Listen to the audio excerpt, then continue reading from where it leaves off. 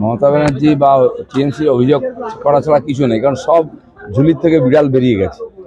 আজকে ভাবুন আপনি, এখানে ভোট করাতে হলে সিআইএসএফ, সিআরপিএফ, বিএসএফ আনতে হয়, এখানে নেতাদের পাহারার জন্য সিআইএসএফ আনতে হয়, আজ অস্ত্র উদ্ধার করার জন্য কমান্ডো নামতে।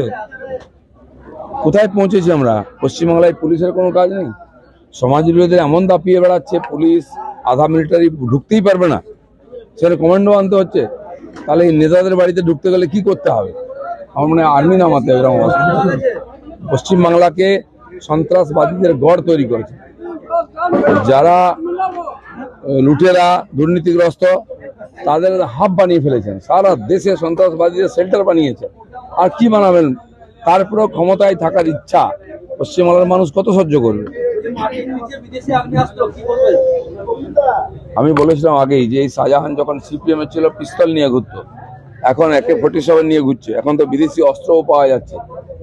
একটা বর্ডারের জায়গা, একেবারে বাংলাদেশের বর্ডার, সেখানে যদি এরকম দেশ বিরোধী গতিবিধি হয়, এরকম অস্ত্রের একেবারে আড়ত হয়ে যায়, তাহলে ভারতের সুরক্ষা কোথায় আছে? কেন্দ্র সরকারকে জরুরি ভিত্তিতে এই সমস্ত সার্চ করা উচিত। এবং যত ওখানে ওর সঙ্গে সঙ্গে লোক ছিল, এই যে 200-250 লোক যারা ইডি অফিসারদের অ্যাটাক করেছিল, সব কটা সন্ত্রাসবাদী, সব কটা জেলে ঢোকানো দরকার। ওটা তো ওর বাড়িতেই থানা, ওটাই সব। পুলিশ আর কি, পুলিশ তো ওর কর্মচারী ছিল, যা বলতো তাই করতো। একটা এফআইআর নেয় না ওখানে এত অপরাধের। দেখুন,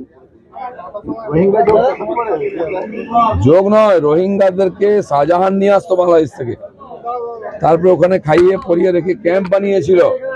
আমরা বারবার বলেছি, সে ক্যাম্পে থাকতো, ক্যাম্পের খরচা জেলা পরিষদ দিত। ওরা সবাই ওখানকার পঞ্চায়েতের সদস্য, জেলা পরিষদ সদস্য, তার খরচায় ক্যাম্প চলতো। তারপরে গাড়ি করে, ট্রাকে করে রোহিঙ্গাদের সারা দেশে আর এখানে বসিরহাটে নিয়ে এসে ট্রেনে চড়িয়ে সারা দেশে পাঠাতো। এটা বছরের পর বছর করেছে। সেজন্য সবই বিদেশি যোগ, আন্তর্জাতিক চক্রান্তের একটা আড়ত ওখানে।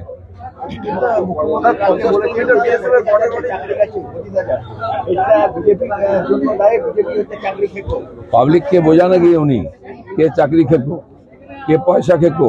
ওই 25,000 মোটেই যারা কোর্টের রায়ে আজকে রাস্তায় বসে, তার ভবিষ্যৎ, তাদের টাকা দিতে হবে।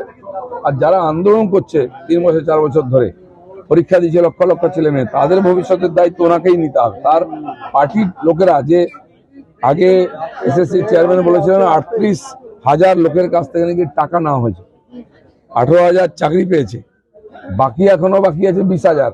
তার টাকা ফেরত দিন। আর আমি বলেছি, যার টাকা ফেরত দিচ্ছে না, আসুন আমাদের কাছে, সঙ্গে নিয়ে গিয়ে বাড়ির থেকে কলার ধরে টেনে নিয়ে এসে নেতাদের কাছ থেকে টাকা আদায় করব। অনেকে হয়তো গ্রাম ছাড়া হয়ে যাবেন, বাংলা ছাড়া হয়ে যাবে। কিছু খাচ্ছে না, কাটমানি কে খাচ্ছে? বিজেপি চাকরি দিয়েছে, গত বছর 10 লক্ষ চাকরি দিয়েছে সারা দেশে, রোজগার মেলা লাগিয়েছে। উনি কি দিয়েছেন? চালটা পর্যন্ত খেয়ে নিচ্ছেন, মোদী যে পাঠানোর চাল। অনেক বোমা ফাটবে, দেখুন না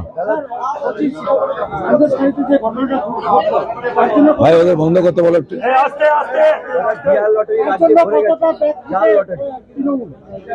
প্রত্যেক দিন যে ঘটনা ঘটছে, সে কোর্টে হোক বা মাঠে হোক, প্রত্যেকটাতে টিএমসি ব্যাকফুটে যাচ্ছে। পতন ধীরে ধীরে হচ্ছিল, 4 তারিখের পরে দেখবেন এমন পতন হবে আর আটকাতে পারবে না, ভূমিকম্প হয়ে যাবে। যত অবৈধ কাজ খোলাখুলি পশ্চিমবাংলায় চলছে, তো সেজন্য এটা নতুন কিছু নয়। পাড়ায় পাড়ায় ঘুরুন আপনি, কোনো ব্যবস্থা নেই, সিস্টেম নেই, অ্যাডমিনিস্ট্রেশন নেই, তো কি হবে? নেতারা এর মধ্যে ইনভলভ আছে।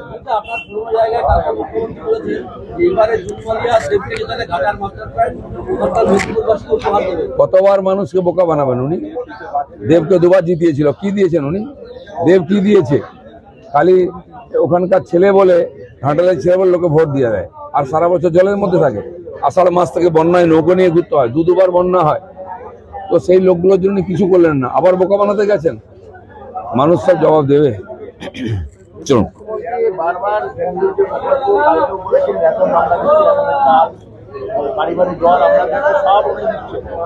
কেন্দ্র যে টাকাগুলো পাঠাচ্ছে কোথায় যাচ্ছে? চাল ফ্রিতে সারা দেশ পাচ্ছে, খালি উনি নন। বাড়ি বাড়ি জল দেওয়ার জন্য 3 বছরের টাকা আসছে। এখন পাইপ লাগানো হচ্ছে কেন? এই 3 বছরের টাকাটা খাটিয়ে সুদ খেয়েছেন, এর হিসাব এবারে এই ভোটে হয়ে যাবে। চলো।